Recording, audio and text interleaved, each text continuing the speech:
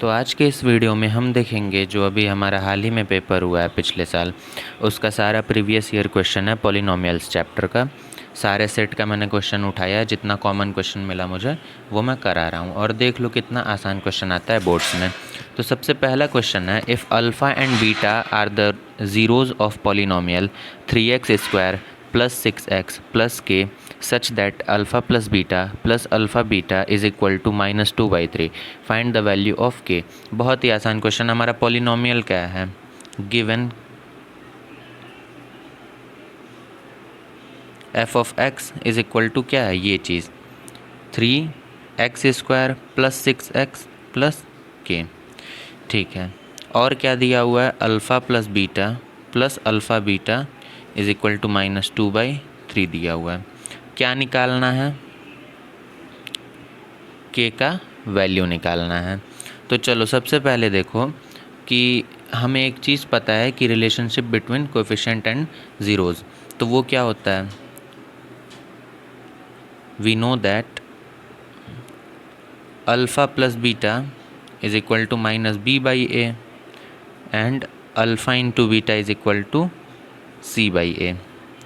तो हमें अगर यहाँ पे देखा जाए तो a का वैल्यू क्या है, here a is equal to, a क्या है, x² का कोफिशिएंट मतलब 3 है, b क्या है 6 है और c क्या है k है।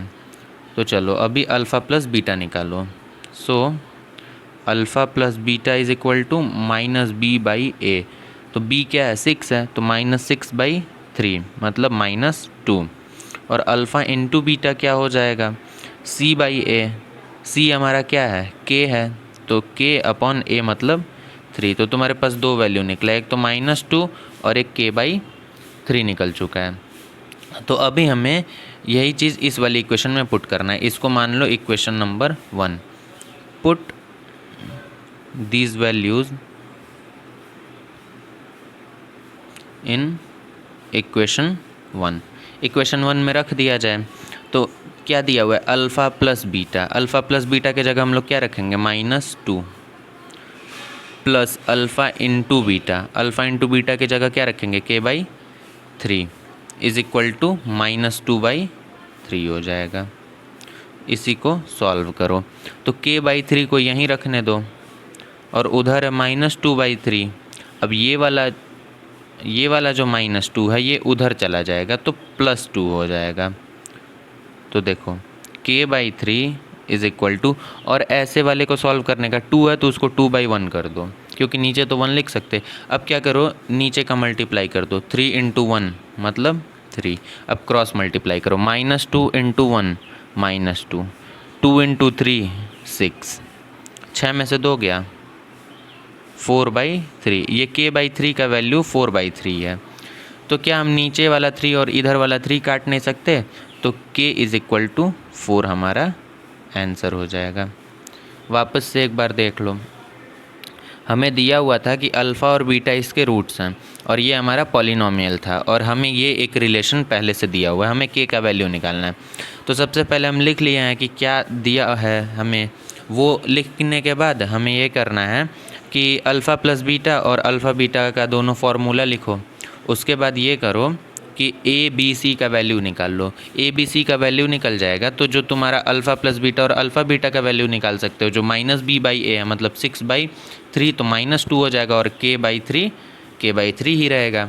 अभी क्या करना है, फिर उसके बाद ये जो पहला इक्वेशन है इसमें ये सारा वैल्यू ले जा कर के रख दो। वो जैसे ही रखोगे तो -2 + k/3 इज इक्वल टू -2/3 ये होगा। उसके बाद k/3 इज इक्वल टू -2/3 और ये -2 था तो वो उधर जा कर के +2 बन जाएगा। +2 को +2/1 भी लिख सकते हैं। अब ऐसे इक्वेशन को या तो एलसीएम लेके सॉल्व करो फ्रैक्शन को, या फिर डायरेक्ट शॉर्टकट लगा लो कि 3 का मल्टीप्लाई इसके साथ नीचे 3 हो गया, फिर क्रॉस मल्टीप्लाई, -2 × 1 -2, 3 × 6 +6। घटा दोगे 6 में से 2 जाएगा 4, 4/3। k/3 का वैल्यू 4/3 है, यहाँ देखो k/3 का वैल्यू 4/3 है तो नीचे से नीचे कट सकता है, तो k इज़ इक्वल टू 4 हमारा आंसर हो जाएगा। चलो अब अपने नेक्स्ट क्वेश्चन पे चलते हैं। ये भी पिछले ही साल का क्वेश्चन है।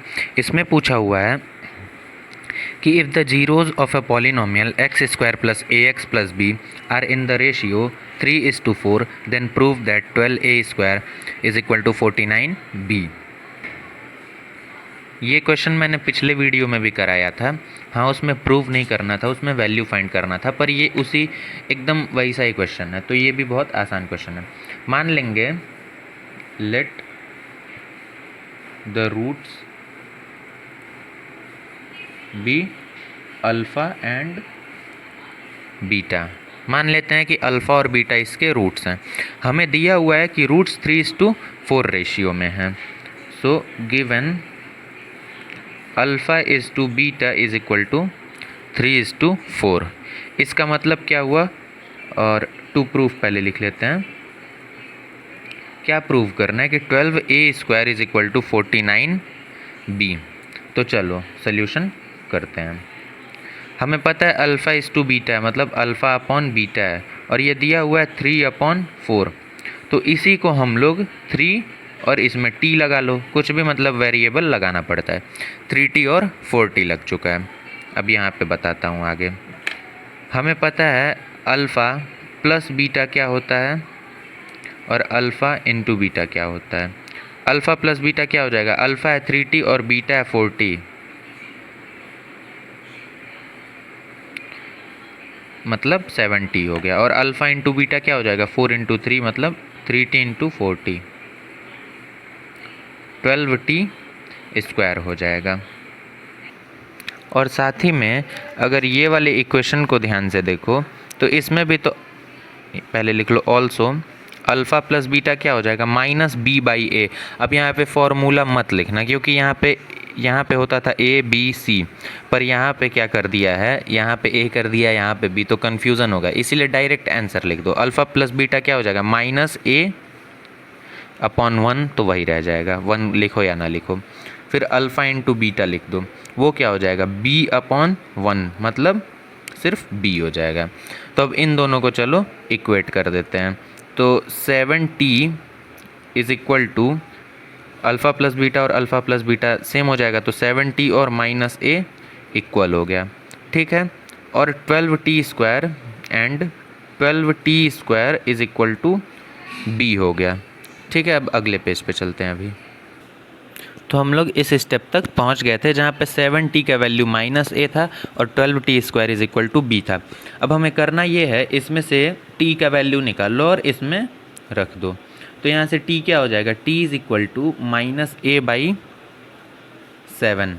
कैसे हुआ, -a पहले से था, यहाँ मल्टीप्लाई में है 7, तो नीचे आ जाएगा डिवाइड में, तो t is equal to -a/7। अब इसको मानो इक्वेशन 1, आप लोग अच्छे से लिख लेना, और इसको इक्वेशन 2 मान लो, ठीक है। तो अब क्या करेंगे, put t is equal to -a/7 in equation 2। इसका वैल्यू इसमें रख दिया जाएगा।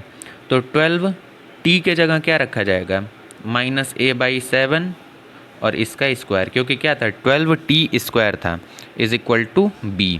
अब बस इसको सॉल्व कर लो। तो 12 -a का स्क्वायर क्या होगा, a स्क्वायर, और 7 का square 49 is equal to b। तो चलो अब ये मल्टीप्लाई होगा, 12a square upon 49 is equal to b। बस ये आखिरी स्टेप है।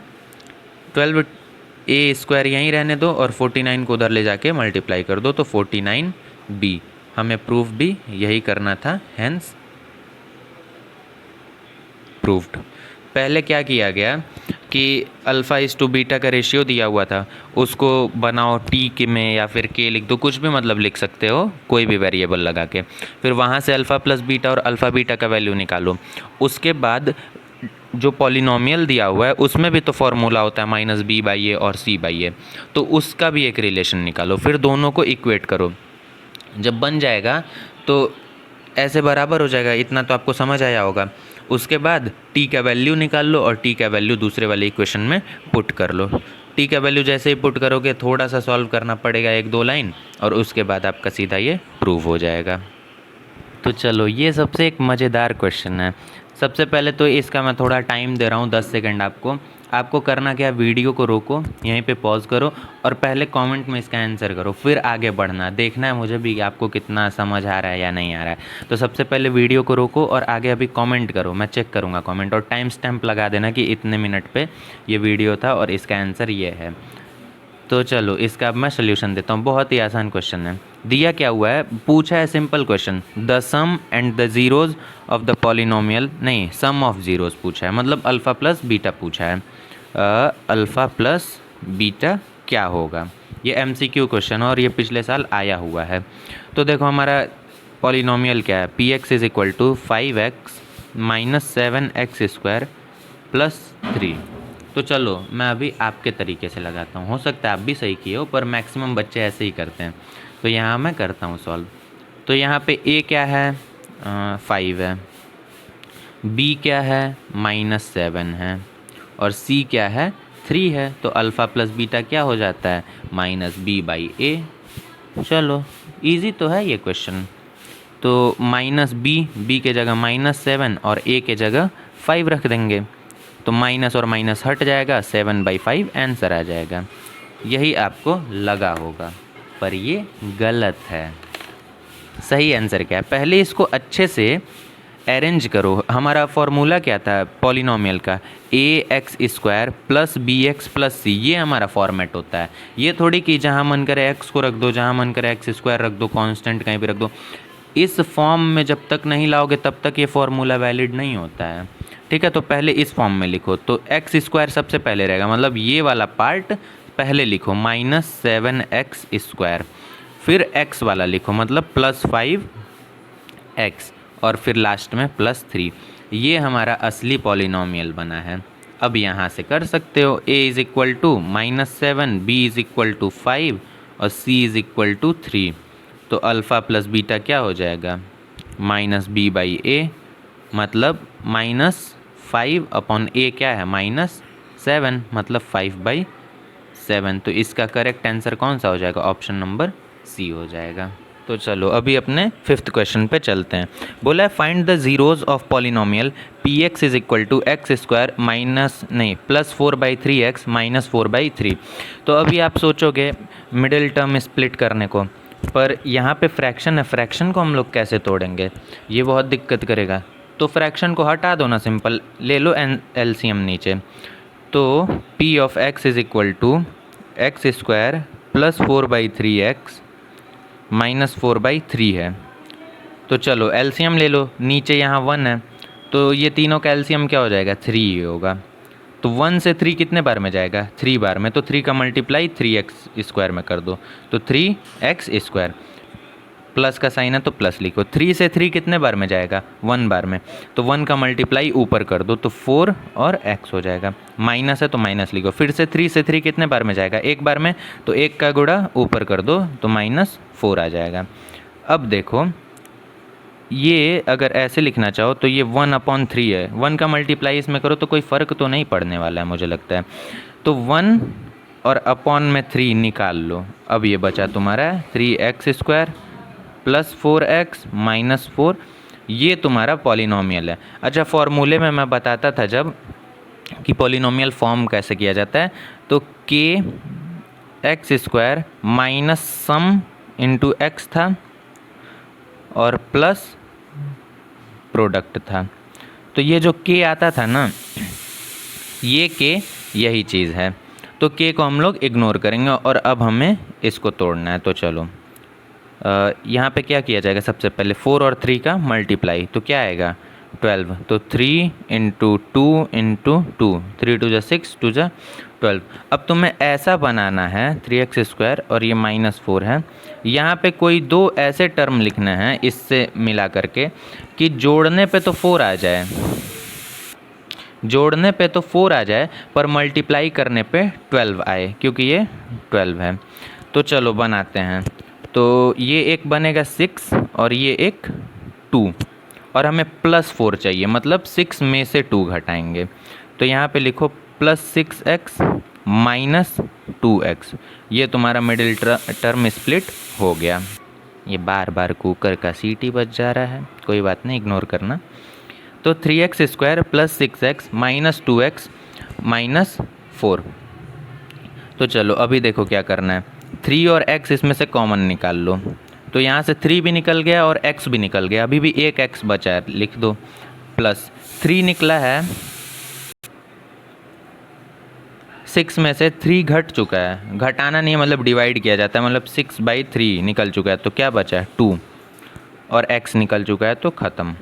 अब यहाँ से माइनस माइनस है तो माइनस कॉमन ले लो और ये एक 2 ले लो, 2 निकालोगे तो x बचेगा, माइनस था पर माइनस निकल चुका है तो प्लस बचेगा, और 2 निकल चुका है तो फिर 4 को डिवाइड करो 2 से तो क्या आएगा 2, तो x + 2 हो जाएगा। x + 2 दोनों में कॉमन है और यहाँ 3x - 2। चलो तो अभी क्या करेंगे, x + 2 = 0 और x + 2 = 0 और 3x - 2 = 0 कर दिया जाएगा। तो यहाँ से आ जाएगा x = -2, ये हमारा पहला हो जाएगा, मान लो अल्फ़ा = -2, और दूसरा क्या हो जाएगा, x = 2 उधर जाएगा और नीचे 3 आएगा, मतलब बीटा = 2/3। तो हमारा जो रूट्स था वो निकल गया। मतलब कभी भी आपको अगर फ्रैक्शन देता है तो फ्रैक्शन को सबसे पहले एलसीएम लेकर के एक अच्छा सा पॉलिनोमियल बना लो। पॉलिनोमियल जैसे ही बन जाता है फिर मिडिल टर्म स्प्लिट कर दो। कैसे किया जाता है, लास्ट वाले दोनों टर्म का मल्टीप्लाई करो, फिर उसको प्राइम फैक्टर्स में तोड़ो, 3 × 2 × 2, तो ये 12 हो जाएगा। अब ऐसा नंबर लाना है कि जो जोड़ने पे तो 4 आ जाए +4x और मल्टीप्लाई करने पे 12 आ जाए। तो देखो 6 - 2 करोगे तो आएगा 4, पर 6 × 2 करोगे -2, तो ये हो जाएगा -12, और मुझे यही चाहिए भी था क्योंकि यहाँ एक माइनस था और ये प्लस था, तो माइनस में साइन का हमेशा ध्यान देना, वही सबसे गलती कराता है। ये रफ था और ये भी रफ था, ठीक है। तो फिर उसके बाद हम कॉमन ले लेंगे x + 2, तो x + 2 और 3x - 2 हो जाएगा।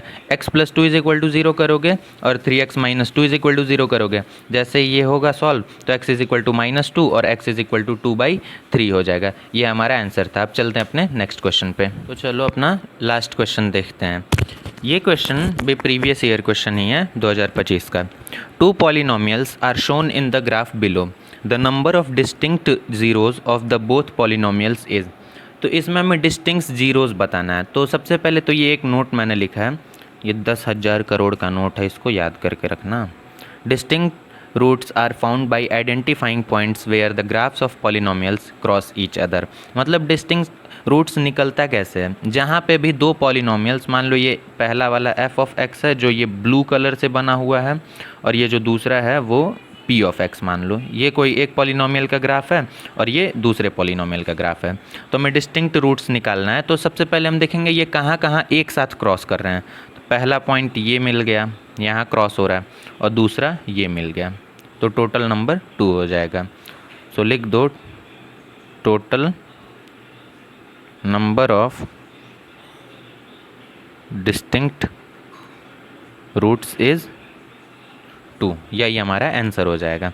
तो ये वीडियो को मैं यहीं पे ख़त्म करना चाहूँगा, और अभी नेक्स्ट वीडियो में कौन सा टॉपिक चाहिए, ये पॉलिनोमियल्स को ही और अभी डिटेल में जाया जाए, और भी पुराना क्वेश्चन किया जाए, या और भी टाइप्स जो भी आपको चाहिए वो कमेंट्स में बता देना, मैं उस पर वीडियो ज़रूर बनाऊँगा।